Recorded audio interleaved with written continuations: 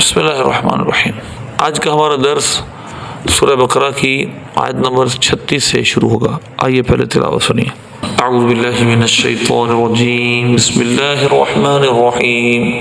فتلقى آدم من ربه كلمات فتاب عليه إنه هو التواب الرحيم قلنا اهبطوا منها جميعا فإما يأتينكم مني هدى فمن تبع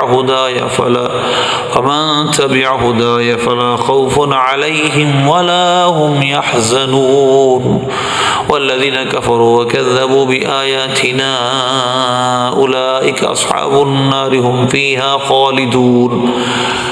صدق اللہ العظیم۔ اللہ کریم نے فرمایا کہ حضرت آدم فتلقى آدم علیہ السلام نے سیکھ لیا، القاء کر لیا من ربہ اپنے رب کی طرف سے کلمات کچھ کلمات کو۔ یہ تنوین نکرہ جو نا تنوین ہے یا تنوین ہے کلمات، اس کا معنی ہے تقلیل ہے، کچھ کلمات سیکھ لیے، یہ کلمہ کی جمع ہے۔ آگے فرمایا فتاب علیہ، تو بس اللہ نے ان پر رجوع اور رحمت فرمایا۔ توبہ کا معنی رجوع کرنا ہوتا ہے، یعنی اللہ نے ان کی طرف رحمت کے ساتھ رجوع فرمایا، ان کی توبہ قبول فرمائی۔ انہ هو التواب الرحیم، وہ اپنے بندوں کی بہت توبہ قبول فرمانے والا، رحم فرمانے والا ہے۔ یعنی اللہ اپنے بندوں کی توبہ کتنی دفعہ توبہ کریں پھر بھی قبول فرماتا ہے۔ اچھا دیکھیے گا، یہاں پر ہے کلمات، کچھ کلمات حضرت آدم علیہ السلام نے سیکھ لی۔ تلقى باب تفاعل سے واحد مذکر غائب، فعل ماضی مثبت معروف ثلاثی، مزید فی نقص یائی اسباب تفاعل ہے۔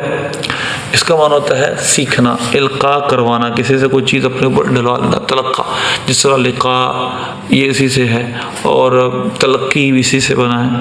باب تفاعل تلقى تلقی، تلقى يتلقى تلقي، اس کو پھر آپ یا کی وجہ سے پیش کو زیر بڑھتے تو تلقی ہو جاتا ہے۔ اب ذرا اور طرف بات یہ ہے کون سے کلمات تھے جو حضرت آدم علیہ السلام نے سیکھے۔ وہاں بھی اس بات میں مضر ہیں کہ اس سے مراد ربنا ظلمنا انفسنا وان لم تغفر لنا وترحمنا لنکونن من الخاسرین ہے۔ ہم کہتے ہیں یہ بھی ہیں کیونکہ قرآن پاک نے کلمات کہا تو یہ ایک کلمہ ہے، اور کلمات بھی اس کے سوا ہو سکتے ہیں جو حضرت آدم علیہ السلام نے اللہ کی بارگاہ میں جن کے ساتھ اللہ کو وسیلہ پیش کیا ہو، وہ بالکل وہ کلمات امام حاکم نے اپنے مستدرک میں لکھے ہیں کہ حضرت آدم علیہ السلام نے نبی پاک صلی اللہ علیہ وسلم کے وسیلے سے اللہ سے دعا کی تو اللہ نے دعا قبول فرمائی۔ لہذا اس میں کوئی مذاکرے کی بات نہیں ہے۔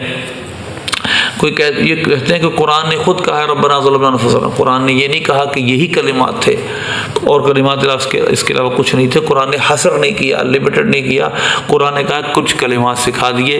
حضرت آدم علیہ السلام نے کچھ کلمات سیکھ لیے، اب ان کلمات میں سے ایک کلمہ یہ ہے اور ایک کلمہ وہ ہے کہ جو حضرت آدم علیہ السلام نے حضور پاک صلی اللہ علیہ وسلم کا واسطہ اللہ کی بارگاہ میں دیا۔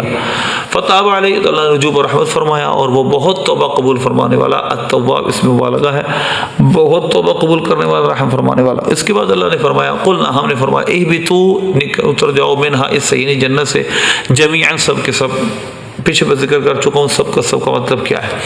فَإِمَّا يَأْتِيَنَّكُمْ، پس تمہارے پاس اگر آئے، منی میری طرف سے، ہدن کوئی ہدایت۔